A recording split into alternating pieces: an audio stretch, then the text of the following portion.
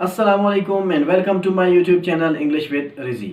आज हम लोग प्रेजेंट कंटिन्यूअस, पास्ट कंटिन्यूअस और फ्यूचर कंटिन्यूअस टेंसेस एक साथ सीखेंगे। इनको एक साथ सीखने का मकसद ये है कि इनके अंदर कुछ सिमिलैरिटीज़ हैं जिसकी वजह से इनको एक साथ सीखने में काफ़ी हद तक आसानी हो जाती है।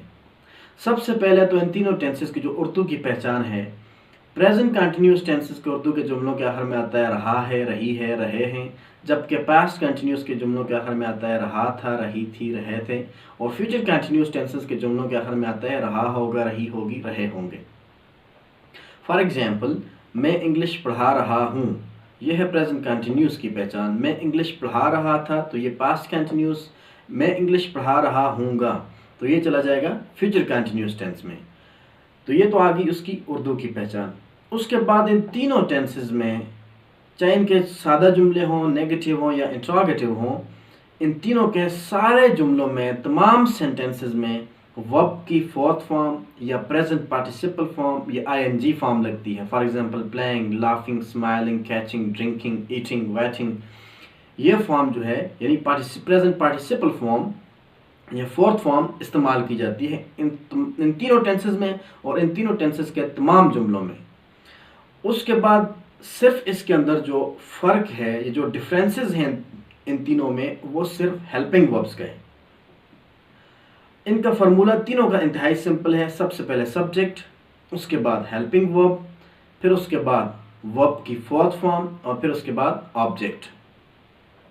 सिर्फ आपने जो चीज़ जहन में याद रखनी है वो है helping verbs. Present continuous tenses में जो हेल्पिंग वर्ब्स इस्तेमाल होते हैं वो इज़, एम और आर हैं, जबकि पास्ट कंटिन्यूस में वाज और वर हैं, और फ्यूचर कंटिन्यूस टेंस में हेल्पिंग वर्ब्स हैं विल बी और शेल बी। अब प्रेजेंट कंटिन्यूस टेंस में आई के साथ हेल्पिंग वर्ब एम इस्तेमाल होता है, और अगर सब्जेक्ट्स होंगे ही, शी, इट और सिंगुलर नाउन तो उनके साथ हेल्पिंग वर्ब इज इस्तेमाल होता है, जबकि वी, यू, दे और प्लूरल नाउन उनके साथ हेल्पिंग वर्ब जो है वो आर इस्तेमाल होता है। पास्ट कंटिन्यूस टेंसेस में आई, ही, शी, इट और सिंगुलर नाउन के साथ वाज हेल्पिंग वर्ब इस्तेमाल होता है, जबकि वी, यू, दे और प्लूरल नाउन के साथ हेल्पिंग वर्ब वर इस्तेमाल होता है। और फ्यूचर कंटिन्यूस टेंस में आई और वी के साथ शेल बी और बाकी तमाम सब्जेक्ट्स के साथ फ्यूचर कंटिन्यूस में हेल्पिंग वर्ब इस्तेमाल होता है विल बी। आई और वी के साथ शेल बी और बाकी तमाम सब्जेक्ट के साथ हेल्पिंग वर्ब इस्तेमाल होता है विल बी। तो अब हम आते हैं इन तीनों के जो सेम फार्मूला है। सबसे पहले सब्जेक्ट, फिर उसके बाद हेल्पिंग वर्ब, फिर उसके बाद वर्ब की फोर्थ फॉर्म और फिर उसके बाद ऑब्जेक्ट। अब जो है प्रेजेंट कंटिन्यूस में हेल्पिंग वर्ब इस्तेमाल हो रहे हैं इज, एम और आर, पास्ट कंटिन्यूस में हेल्पिंग वर्ब होंगे वाज और वर, और फ्यूचर कंटिन्यूस टेंस में हेल्पिंग वर्ब इस्तेमाल होंगे शेल बी और विल बी। बाकी सबका फार्मूला सेम है। अब हम कुछ लेते हैं examples. I am teaching English, मैं इंग्लिश पढ़ा रहा हूँ। आई वॉज टीचिंग इंग्लिश, मैं इंग्लिश पढ़ा रहा था। I shall be teaching English, मैं इंग्लिश पढ़ा रहा हूँगा। इसी तरह से my brother is doing job in Dubai, ये जो है प्रेजेंट कंटिन्यूस का है, क्योंकि माई ब्रदर जो है सिंगुलर नाउन है और हमने रूल पढ़ा है कि सिंगुलर नाउन के साथ हमने इज लगाना है। अब अगर हम इसको पास्ट में लेकर जाएं, my brother was doing job in Dubai, मेरा भाई दुबई में जॉब कर रहा था। My brother will be doing job in Dubai, मेरा भाई दुबई में जॉब कर रहा होगा। विल बी इसलिए लगाया है क्योंकि हमने रूल पढ़ा है कि आई और वी के अलावा बाकी तमाम के साथ फ्यूचर कंटिन्यूस टेंस में विल भी लगेगा, आई और वी के साथ सिर्फ शेल भी लगेगा।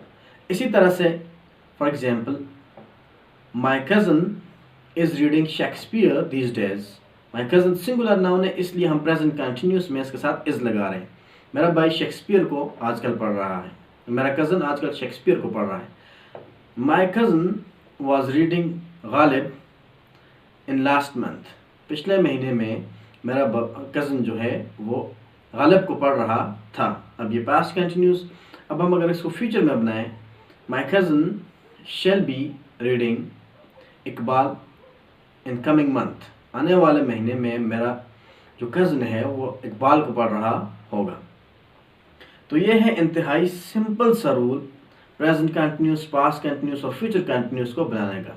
सिर्फ आपने हेल्पिंग वर्ब्स को याद रखना है, बाकी सब के लिए फॉर्मूला सेम है और बाकी सब में वर्ब की फोर्थ फॉर्म इस्तेमाल होती है। और इनके नेगेटिव और इंट्रोगेटिव बनाने का जो फार्मूला है वो भी इंतहाई सिंपल है। कोई भी इंग्लिश का सेंटेंस हो उसमें हेल्पिंग वर्ब के बाद जब आप नॉट लगाते हैं तो उस नेगेटिव बन जाता है, और पहले हेल्पिंग वर्ब को आप सब्जेक्ट से पहले लेके आएँ। जिस तरह फ्यूचर कंटिन्यूस में विल बी और शेल बी, एक ही सेंटेंस में दो हेल्पिंग वर्ब्स आ रहे हैं, विल और बी, शेल और बी।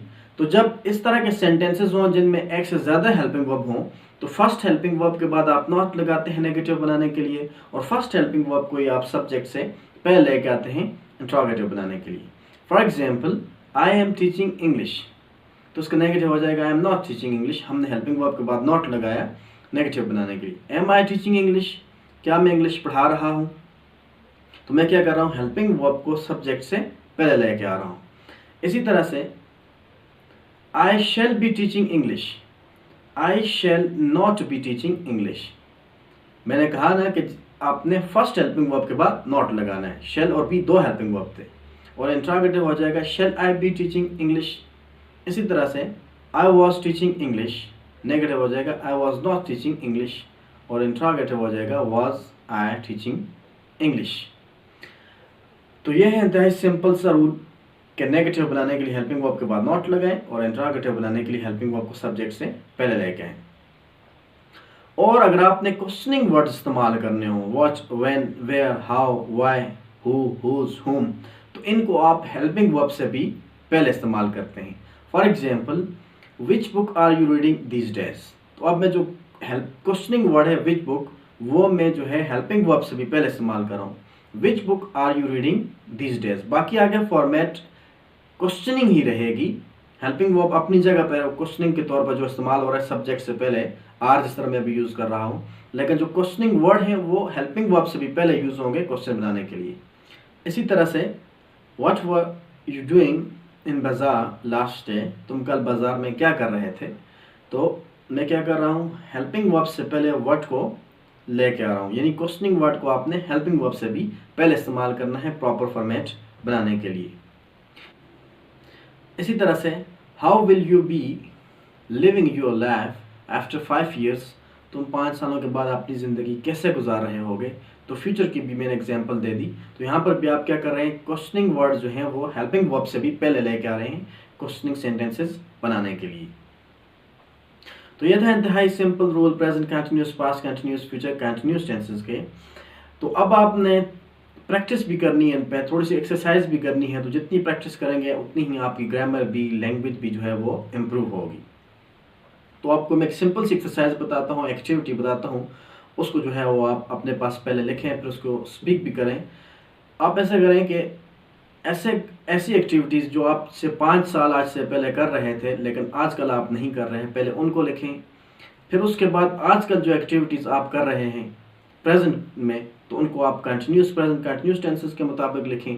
और ऐसे एक्टिविटीज़ जो आज से 5 सालों के बाद आप जो है वो कर रहे होंगे या आप करेंगे, तो वो आप लिखें फ्यूचर कंटिन्यूस टेंस को इस्तेमाल करते हुए, फिर उसको स्पीक भी करें। तो इस तरह से थोड़ी सी आपकी प्रेजेंट कंटिन्यूस, पास्ट कंटिन्यूस और फ्यूचर कंटिन्यूस की प्रैक्टिस भी हो जाएगी। इसके अलावा आप कोई भी टेक्स्ट जो है इंग्लिश का उठा लें, उसको रीड करें। जहाँ पर भी आपको इज, एम, आर के साथ वर्ब की फोर्थ फॉर्म नज़र आती है तो उसको प्रेजेंट कंटिन्यूस टेंस मार्क करें। जहाँ पर वाज और वर के साथ वर्ब की फोर्थ फॉर्म आ रही है उसको मार्क करें पास्ट कंटिन्यूस, और जहाँ पर विल बी या शैल बी के साथ वर्ब की फोर्थ फॉर्म आ रही है तो उसको आप मार्क करें फ्यूचर कंटिन्यूस टेंस के साथ। तो फिर उसके नेगेटिव्स भी बनाएं, इंट्रोगेटिव्स भी बनाएं। तो जितनी ज़्यादा आप प्रैक्टिस करेंगे उतनी ज़्यादा आपकी ग्रामर भी इम्प्रूव होती जाएगी।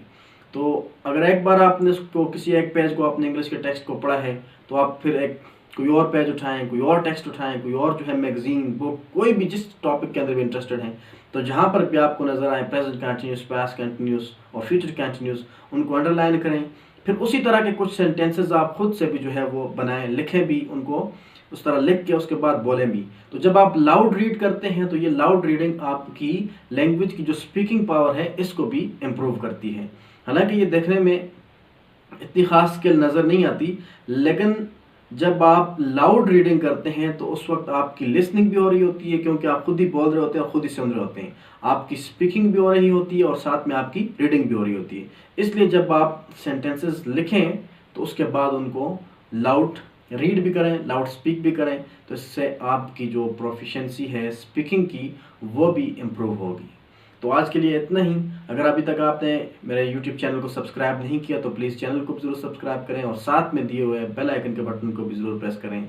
मिलते हैं इंशाल्लाह नेक्स्ट वीडियो में। अल्लाह हाफिज़, टेक केयर, बाय।